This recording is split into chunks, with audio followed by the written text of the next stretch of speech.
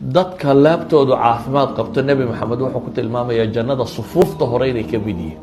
habeenkii baad kacaysaa qiyaamuleyl, waa weysiisanaysaa bilaash waa lacag la'aan, 2 ragcaad tukanaysaa oo lacag lagaama rabo, albaabkaad ku garaacaysaa, malika almuluuki baad albaab ku garaacaysaa, lacag lagaa dooni maayo, 2 ragcaad waa ku dhex ooyeysaa, kadib baad ilaahay u xaal warramaysaa, rabbigaa baad u xaal warramaysaa.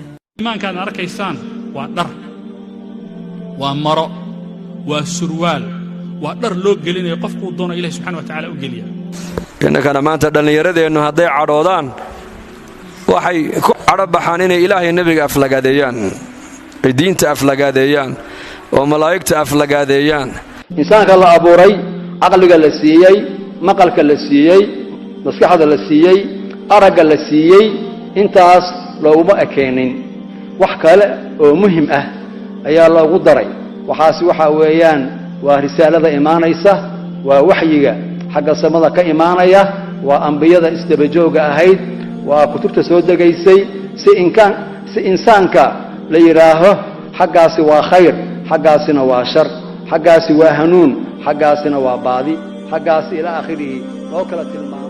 maalin way kaaga baahan tahay inaad tiraahdo haye maanta wax shaqaa ma qabanaysid, iskaga soo bax, carruurna ma celcelinaysid, bahalkiina ma qabanaysid, waxaan kuu sheegay yaa waxna ma karinaysid, ina soo kaxayna keen aniga adiga le waay, bannaanka le waay, bannaankaan u bixin keligeen aniga adiga le waay, bannaankaan u bixin, ma ujeedaa.